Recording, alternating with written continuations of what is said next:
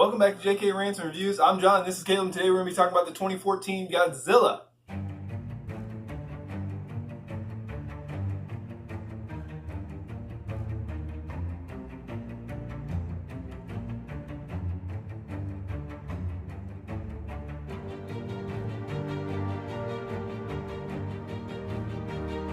Man, I've seen two Godzilla movies. There was Godzilla 2000. I saw in theaters, and I saw the 1997-ish one with Matthew Broderick. Yeah, Matthew Broderick. Yeah, Simba. Yes. Ferris Bueller. Yes, and Velociraptor Godzilla. Yeah. Still kind of cool. Also, Puff Daddy had a really awesome song. P. Diddy, whatever his name is right now. Snoop Lion. I don't know. But this is the best looking Godzilla. Like, the CGI was awesome. And he looks legit. He looks legit. He does. I did hear a little bit of backlash when the movie came out about Godzilla looking obese, and I don't know why. He's a giant monster. Like, that's kind of a thing. I think they did a good job of, like, giving it a throwback feel. Like, the legs are really thick, and it looks, you know, like how it used to look with the guy in the outfit. He's got a classic Godzilla look. It's totally a nod to that. But it adds a little bit more reptile. It adds a little bit more realism. And the graphics are fantastic. They did a really good job. Oh, yeah. So it starts off, and you got the dad that's obviously a workaholic and kind of a OCD guy, which is good in his line of work with this nuclear power plant place. And it's his birthday, and then, he was worried that the numbers weren't right and something was going to happen, and sure enough, his wife gets stuck behind the doors, and the radiation smoke monster comes and gets her, and that was a heck of a touching moment when he's got to shut the doors on her and see her. It really was. It was probably one of the first times that you start really feeling in this movie, because like before it's just kind of family introduction, and the credits you see them nuke at Godzilla, but other than that, this was the first set of emotion, and then you realize, oh, he's got a kid at home. Yeah. So he's got to go tell the kid. And the fallout from that was really good. They fast forwarded to Ford getting home from like being deployed or something like that, and Joe, Ford's father, was arrested for being found in that contaminated area or quarantined area where they used to live, and he knows that something's wrong, and he gets bailed out, and then he drags his son into it, and then they get arrested. Right, Bryan Cranston is. I mean, he was obviously a big name at this time with Breaking Bad, and I mean, he's always been a great actor. But he was the one who knocked. Right. I feel like they got him because he's a great actor. He hooks you into the story. He brings a lot of emotion and great acting. But he's in it for a short period of time. Yeah. When he dies, I was like, oh my god, you just killed your best character. When I saw that in theaters, I was like, This is so early. And it's a weird shift because you're like, you see his kid and you're like, who cares about his kid? Like, I need them. He dies. You're like, do you really need the kid anymore? I need to see Walter White and Malcolm's dad fight Godzilla. Okay. That's what I paid for, and I totally didn't get that. The doctor guy, which I feel bad I don't know his name at the moment, but he was the guy from Batman Begins and Last Samurai. He's a phenomenal actor. So he ended up with the son's information from what the dad was telling him, pieced it together enough to remain relevant, and then for sake of the plot, the son stays relevant just because he happens to always be where stuff's going down. Yeah. But you got a really good sense of that the son was going through some drama. He's trying to get over it, but he keeps putting himself back in the thick of it.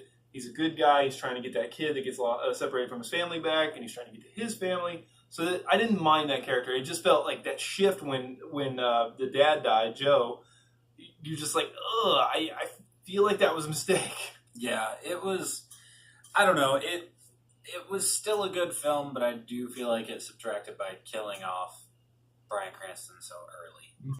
And then, did you get the feeling, though, when he gets home from being deployed for, they say, 14 months, and then the dad gets arrested and he's got to go help out the dad, the wife was super supportive. There is no way my wife, who just saw me, and I got a 5-year-old, and she'd be like, no, you go. I just saw you. I got one kiss. I'll see you in a little bit. There's no way. I mean, she would let me go, but there's no way she'd be happy about it and, like, talking me into it. Yeah, no. I mean, really? I just felt like she was, like, overly supportive. And I guess that's not a bad thing. Yeah, I mean, maybe she just kind of saw through, like, he watched his wife die and all that. So maybe she was on that a little. I don't know. My weird problem doesn't happen until the end. That's his. But so the opening scene though, when they're in that helicopter and it's got the hills, did that not remind you of Jurassic Park? I was just very much. So. I was just expecting that music to go through. When I was watching it, I had the urge to play the Jurassic Park song and then record, but I like how they use they feed off radiation to further the plot, and it kind of gives it a goal, and it gives the humans something to do. Even though they're shooting at the monsters throughout most of this movie, and it does absolutely nothing. The rockets don't do hardly anything but like a flick, just to let you know that they're there.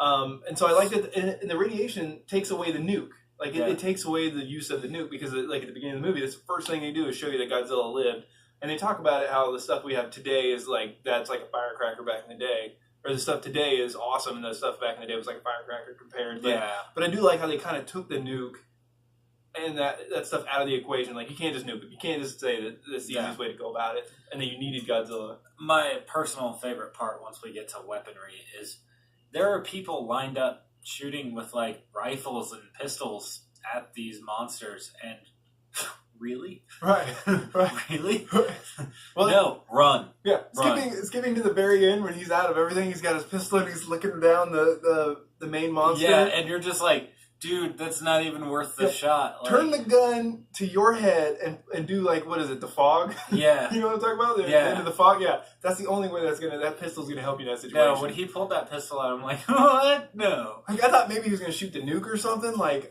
one of my favorite parts of the movie start when the doctor is talking to the Admiral guy and he says, let them fight. And when he says, let them fight, like, oh my God, I was just sitting there thinking, Mortal Kombat! Right. And then I was thinking, for the thousands in attendance and the millions watching around the world, ladies and gentlemen, let's get ready to rumble! And I was like, yes! I was like, let him fight, man.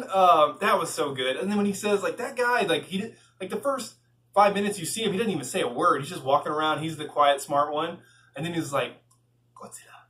And every time he says Godzilla, I almost got, like, a little tingle. I was like, I don't know. And then he said, let him fight. And I was like, yes. Yeah, I think for me, the first scene that got me hooked is actually the long shot of jumping out of the plane. Oh, yeah. Like, when the battle's already kind of going and you're dropping into it, it's like... the flares and stuff. Oh, my God. That scene in theaters, I remember, like, I saw nothing else. I didn't see the walls. It was just, that's all I saw. And I could just imagine being in that, like, nope. And then, like, if you don't hit a skyscraper, meet here. And then they show up on the ground, and he was like, yeah, we lost a couple. Yeah. That's all you got? Like, yeah, that scene was sick. Yeah. And then the next best scene, for me anyway, was when you're not sure where Godzilla is, like, because he just got whooped a little bit. Yeah. And then he's in the smoke, and the tail light's blue, and it works its way all the way up, and then he, dragon laser blast blue out of his mouth. And I was like, that is sweet. Yeah, it was. I know that. I feel the like cinematography is fantastic. It really was, and I rewatched this on a tiny TV for this review, and as much as my tiny TV in the garage sucks, it actually it still holds up even on that little screen. They did a shockingly good job with the effects and the cinematography. Yeah, I've got a 4K TV. Not that I'm not bragging or anything, but no matter what size you have and quality of TV, I still think you should probably watch this in the dark. I know you had all the lights on, and I really think you should watch this in the dark because most of this movie, at least the fight scenes, are dark. It probably just helps with the CGI and the fights. It does help to turn the lights off in this film. I mean, it's the film where the effects start taking place. It is dark, so if you got all the lights in the room on, you're kind of doing yourself a disservice. Right. The other thing that this movie made me feel like, there's a couple movies that it almost feels like it references, like Jurassic Park, and then it kind of references when they're on the bridge and they're weaving through traffic. It reminded me of Escape from New York. Yeah. That bridge. And then there was the fight scene where they're just like wrecking the buildings and like destroying everywhere. It felt like Man of Steel. Like they're just wrecking the entire city. It felt like that, but to me it also felt like almost like Power Rangers a Yeah. little bit. Yeah, it did. Absolutely. I won't lie there. Yeah. I feel like this movie, it was a little long. It was a little long, but it did roll well. It didn't feel like they were just mashing the monsters together. It gave you some backstory on why these monsters took so long to hatch. I get it. It did feel a little long, but also at the same time, it was building. Like it's set up really nice for Godzilla 2, King of the Monsters, which is coming out at the end of this month. Yep. It's set up nice for that because now you can take the gloves off and go crazy on this next one if you want, I think, because you set up everything. I think the second one will be better. I think this one went at a speed that was good to maintain quality. Yeah. I think. And the monsters were great. I like that one could fly and one was bigger and on land. Yeah. I like that idea. Yeah, when Godzilla started dealing with flying, I was like, oh man, you poor dude. Right, and he was always like whooping one of them, but then that flying one would come over and get him by the back and stuff like that. And then I love that tail whip when he takes the flying one out. He turns around and wham, right into the building. Yeah. And then rips the other one's head off, he opens the throat and just fire blasts down his gullet. That scene alone, he's just like, no, he's like, I'm ripping your head apart. Oh, you're going to fight me? Okay. And then he just like drops his head and then takes a nap. Yeah, he's like, all right, that was a lot. I gotta go. Right, and then in the morning, they're like, he wakes up, and everyone's like, "Oh my god!" And it's cool because they did a good job of making Godzilla not like the humans are always trying to kill him because they don't understand him. They did a good job of making Godzilla the hero, even though he is wrecking buildings and stuff like that. He's still the hero of the movie, and he does a good job of that. He's not there to destroy stuff. He's just kind of there. He's there to be king of the monsters, and nope, this is my world. Yep. So love it. Can't wait for the second one. Can't wait for Godzilla versus King Kong. What would you rate it? Like you said, it's a little bit long. It takes a minute to get into it. I really do enjoy it. It's a really good film. I'm gonna go 7.5. Yeah, that's solid. I think that it could have done more. It would have been better with a little bit more Bryan Cranston. I don't think you had to have him the whole movie, but when he died, it was jarring, and that kind of hurt because he was acting his butt off. Oh yeah, until he was gone. He was just killing it. The son did okay though. Yeah, and it is a little long, but overall, it's still. I mean, it keeps its quality throughout the entire movie, and the cinematography in the theater was phenomenal, and I can't wait. It got me excited to see another one. Yeah. So I'm glad that it took its time and didn't do anything crazy to where we could get a second one. So I think I'm going to go with. I think I'm going to go with an 8. Yeah. I mean, very little negatives, nitpicks. Yeah, 7.5, 8. It's a very similar rating. I mean, I don't have too many gripes, and I really hope that the new one coming out is just as good, if not better. If it's less, I'm going to be very sad. Yeah. But if it pulls a Jurassic Park 3, I will be very sad. Yeah. So comment down below, guys. Let us know if you prefer like Godzilla 2000, if you like the OG Godzilla movies, if you liked the 1997, I believe it was 97, Godzilla with Matthew Broderick. That one's such a good bad movie. I love it. Yeah, I own it somewhere. It's back here. Yeah, I used to have it on VHS. It was on Hulu a few years ago. I gave it a watch. Yeah. So comment down below. Let us know what you guys think. Make sure and like, comment, subscribe, and hit that notification button so you can get some more R&R. Until next time, JK out. One thing, Ford got super lucky at the end. Oh, yeah. No way a chopper shows up like that without it being scripted.